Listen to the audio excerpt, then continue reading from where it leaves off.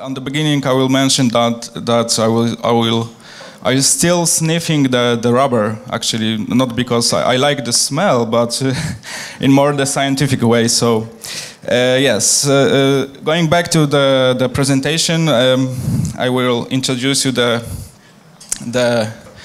processing, which I call the chemical kinetics of vulcanization determined by MCC-IMS. And I will talk about, for example, first of all, I will talk about the preparation of the baseline, the calibration curve, and also about how to analyze this data. And then I will go to refer to the topic of my presentation. I will go to the kinetic of vulcanization. Okay, so this is my content. As I said, I will tell about the few sentences about the calibration of MCC-IMS, why I have to make this calibration, and how look like the data from the calibration process, and also then I will talk about the real-time analysis of VOX during the vulcanization process. And I think some of you can be familiar with this technique, so I will talk about this technique in a few sentences. So ion mobility spectrometer is the very precise and very precise analytical tool for analyze the volatile organic compounds and also semi-volatiles or some solids, sometimes in case of sample preparation, of course, but main thing is in the ionization chamber, when is the ionization source as a tritium or the corona discharge or different ionization sources. There is ionization, dissociation process, and it can be prepared with the presence of the reactant ion peaks, which comes from the synthetic air, which is connected inside. And then you have the drift tube with the low electric field as the constant on the whole length of this tube. And you have the ion shutter grid, which pulls very quickly to swap out some bunch of ions which create in the ionization chamber. And then you have the Faraday plate to detect this type of ions. And also this ion mobility spectrometer is combined with the multicapillary column for the pre-separation. So you get another value you can describe this ions. The spectra is the three-dimensional. You have the drift time on the x-axis, intensity, which is the color scale, and the retention time on the y-axis. And this is the small animation of this process. Okay, now so I will talk about the motivation. Maybe I will use a trivial comparison, but if we use our nose to analyze some food or chemicals, it is good or not, or in this case. So I will use the artificial nose, which we can, for example, name this device and analyze the spectra, which I obtain from the analysis of the material. Then find some fingerprints which are correlated with, for example, with some kind of additives which we can use during the vulcanization, and then try to compare this data obtained with the properties of rubber materials. And now I will show you one of additives, very known additives, which is a DTBBS, very known, very widely used accelerator in the rubber industry, for example. During the thermal conditions, it combines scission take place and it forms MBT and tert-butylamine. And for example, on the with the other chemical reactions, it goes to form the benzothioazole. Tert-butylamine and benzothioazole are very volatile, so I can easily detect these two species. Okay, so now I will talk about the calibration of the MCC-IMS. I have to make this calibration because there is not available data, commercially available data for this kind of devices. So if I want to make, for example, qualitative and quantitative analysis, I need to know how many and what kind of chemicals I can use for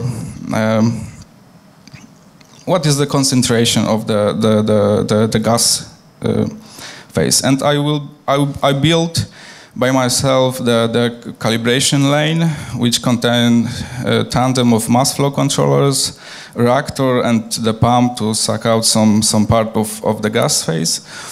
And as a source, we are using the self-made permeation tubes, which are, of course, there is also commercially available permeation source, but it's more fun to play with myself permeation tubes, of course.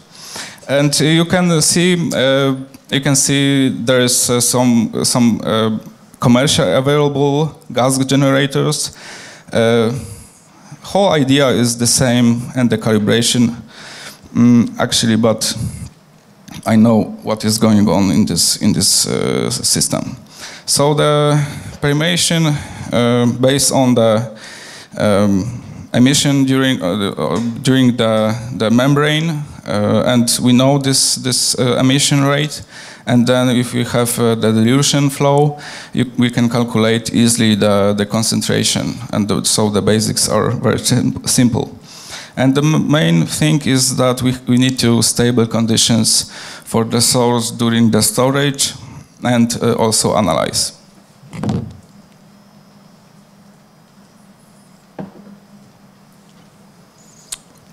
Okay, so there is some kinds of equation. Emission for the source, self-made source, is made very simple. You have to wait 2 times the sample in some part of the time and just calculate the emission. Initial concentration also based on this equation, and the final concentration of the gas stream based on the initial concentration multiplied by some calculation based on this system. This R is the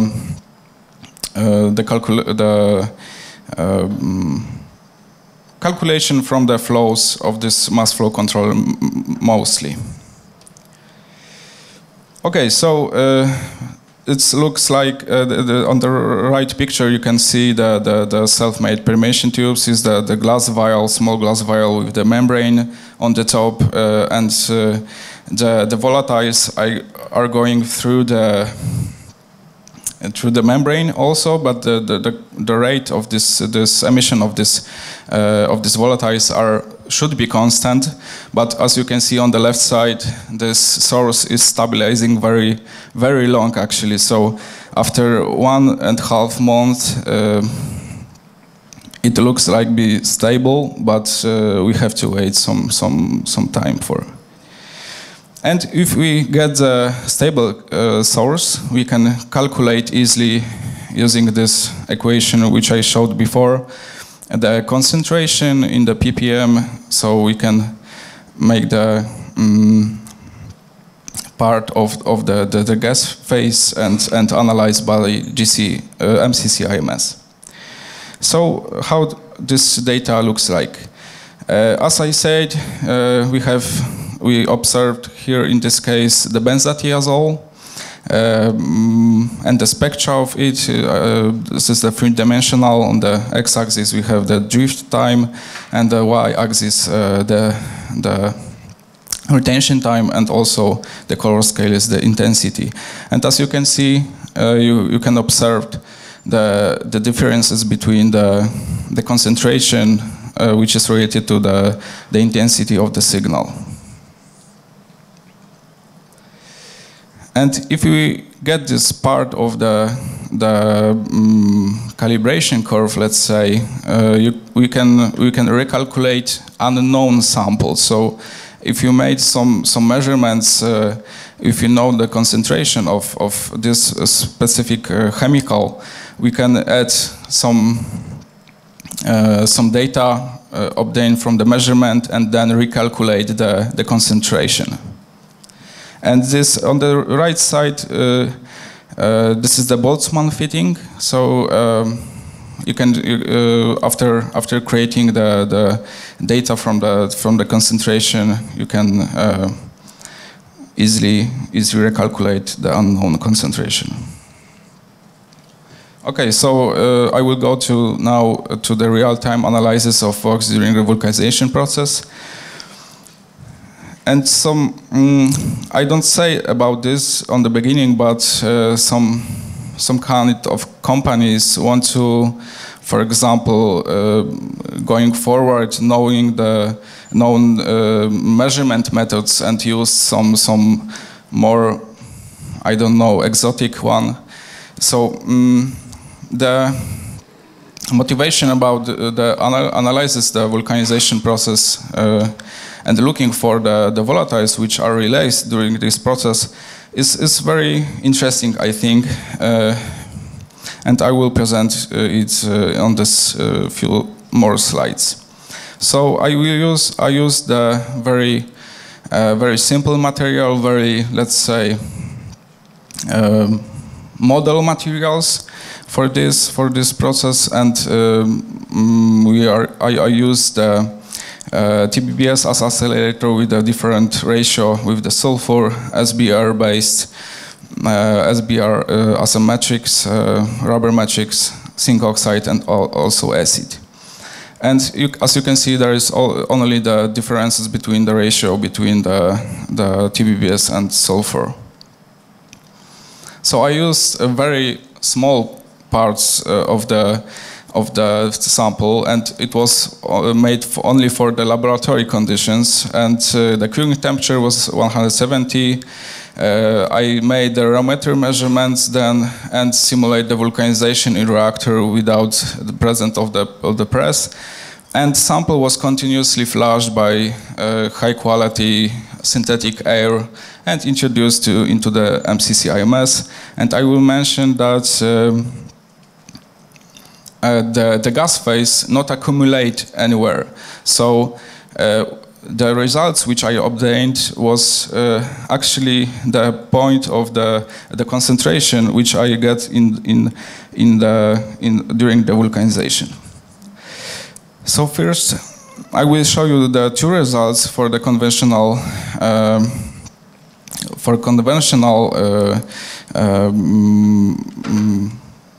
curing system. And as you can see, maybe not very well to see, but here is the third butylamine, and the other signal above is from the benzothiazole. And below you can see the kinetic of releasing these two chemical species.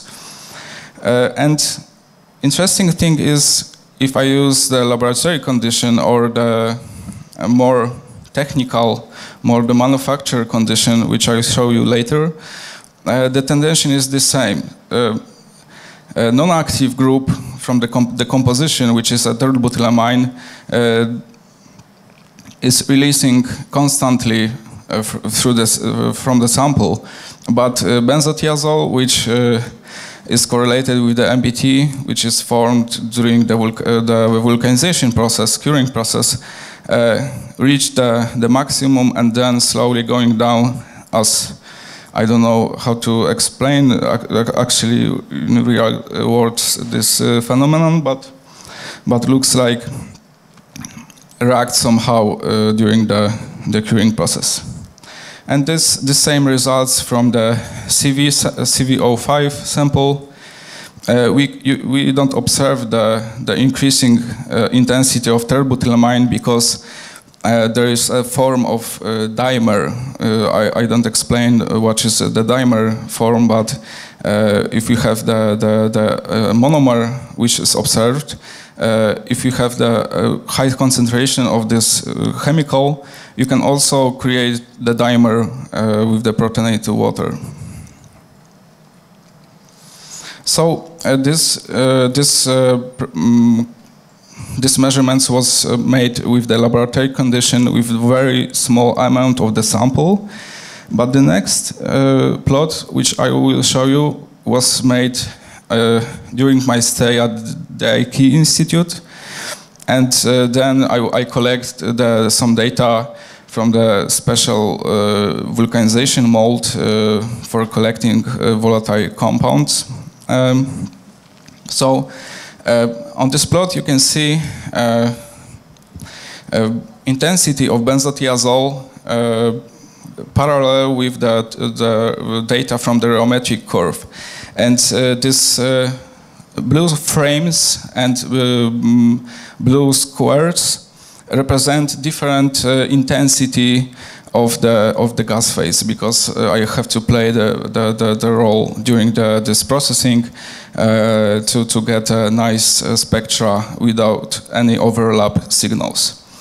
So as you can see, this benzothiazole signal reached the maximum in some point, and actually is very near to vulcanization time, which was measured by rheometric device, and it happens actually every time. If I also studied SBr plus Br compounds, and actually this point was always few minutes before the vulcanization time. So the question is there some correlation between T90, or this is the maximum or the optimum in the chemical way of the vulcanization process? This is the question, because I'm not really sure, and maybe I don't have any knowledge about some chemistry to explain this phenomenon. And also the comparison without terbutylamine and benzothiazole signals. As you can see, the same tendency, the benzothiazole reached the maximum and then looks like get the plateau, or the signal is going down, and terbutylamine is going up constantly. And to conclude, volatile profile presents always the same trend for the benzothiazole. Terbutylamine reached the maximum of intensity for benzothiazole, and concentration of terbutylamine as a non-active group is higher than in benzothiazole, and benzothiazole signal reached the maximum a few minutes before the T90, regardless of the matrix used and the concentration of the gas stream. So this is the question which I asked before. And thank you for your kind attention.